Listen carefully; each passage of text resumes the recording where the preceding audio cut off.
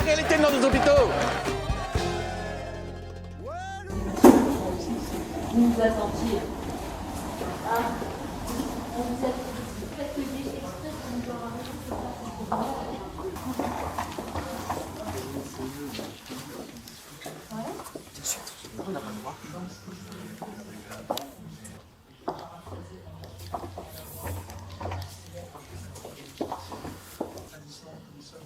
que je vois les drapeaux qui s'agitent au fond, vous souhaitez le meilleur à titre professionnel, évidemment, pour ça va bien, mais également à titre personnel,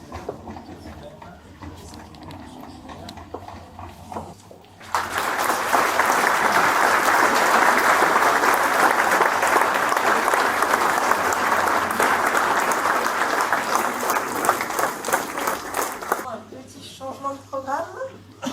Donc avant de céder la parole à M. Emmanuel Denis, donc le maire, Sud demande la parole, donc je vais la leur donner. Non, on la demande pas. Bonsoir, bonsoir.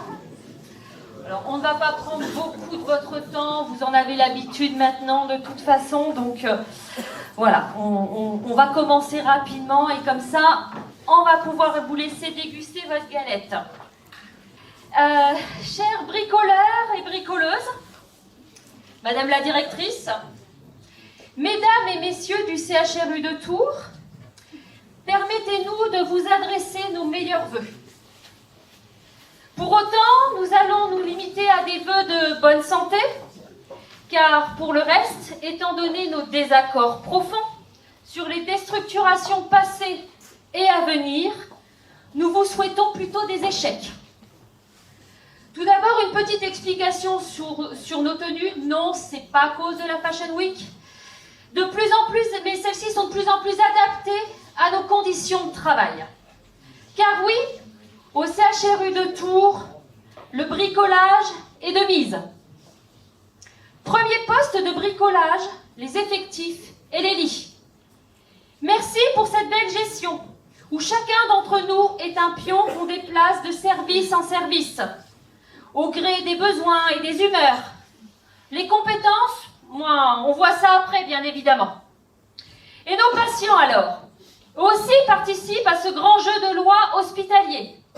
Ils vont de service en service, quand il y a de la place, évidemment. Et s'ils ne sont pas pris en charge dans le bon service, pas grave. Au moins, ils seront dans un lit, ou sur un brancard, ou dans un fauteuil. C'est l'essentiel pour vous, mais pour nous, ce ne sont pas des conditions d'accueil dignes. Et les agents du CHU dans tout ça? Oui, les petites mains du soin, ou des bureaux, sans oublier celles des ateliers, de la restauration, les ambulanciers, etc. La plèbe, quoi. Ces professionnels malmenés, qui accumulent des heures, qui jonglent avec des plannings impossibles, et des congés, ou pas. Ces agents, comment sont-ils considérés par notre direction? Eh bien, ces agents vont mal. Et là, on attaque le principal poste de bricolage du CHU en ce moment, l'accès au congé. D'ailleurs, bravo pour la créativité renouvelée chaque année en matière d'attaque des droits à congé. Plus le droit de poser de CA sur les week-ends. Limitation du droit au congé annuel estivaux également, pour lesquels il faudra penser à repositionner le week-end non travaillé inclus dans ces congés. Jolie stratégie qui oblige un agent à travailler 3 dimanches consécutifs, ce qui est parfaitement illégal. Et cette année, la cerise sur le gâteau. En plus de nous imposer une grande partie de nos RTT, nous n'avons pas le droit d'y accoler d'autres jours de congé. Dans ce cadre, le RTT imposé par l'encadrement disparaît au profit d'un CA. Pouf, magie.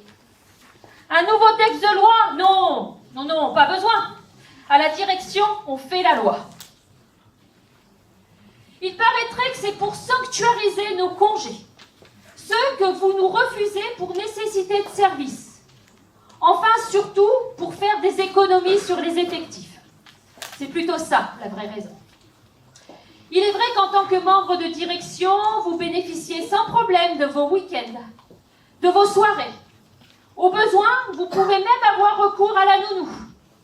Pas de problème pour organiser vos congés, anticiper vos réservations. Il paraîtrait aussi que nous n'avons pas la même lecture des textes de loi. C'est pourquoi nous vous avons réédité le fameux décret, celui-ci là.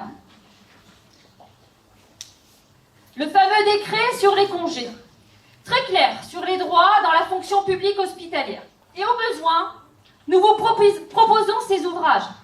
Le Code de la fonction publique pour les nuls, ouvrage nouvellement édité, et si plus de difficultés, cette petite méthode pour réapprendre à lire. Pour finir, Madame la directrice, un message un peu plus personnel. Nous n'avons pas honoré votre demande de rencontre pour faire le bilan du CHU de Tours en décembre dernier. C'est pourquoi nous vous offrons un petit condensé de nos publications. Tout y est. Les problèmes de manque de lits, les problèmes de manque de personnel. Ah, n'oublions pas aussi le management toxique que vous protégez. En bref, tout ce que vous n'entendez pas puisque vous refusez d'assister aux instances représentatives du petit personnel. Oui, apparemment, vous êtes au-dessus de ça. Peut-être même rêvez-vous encore à votre ancien poste au ministère. En attendant, à force de bricolage hasardeux, à force de penser économie ou profit, à force d'asservir les agents de ce CHU en les privant de conditions de travail correctes, ou bien en les menaçant de convocation disciplinaire afin d'asseoir votre autorité. D'ailleurs, à quand la fouille au corps des agents pour vérifier s'ils n'ont pas volé un petit pain ou un comprimé de paracétamol? Vous contribuez au désengagement des professionnels de santé et à la destruction de notre hôpital public, le nôtre. Bien évidemment, nous ne sommes pas dupes. Vous allez très vite oublier nos remarques, tout comme les représentants de l'ARS, qui se déplacent pour une galette, mais qui ignorent nos alertes, complices finalement de ce beau gâchis. Mais peut-être ont-ils perdu notre mail. Alors mangez, buvez, régalez-vous avec de l'argent public. Là, le budget sanctuarisé. Nous retournons sur le chantier parce que nous, à Sud, on ne veut pas finir avec nos collègues, comme chez Orange.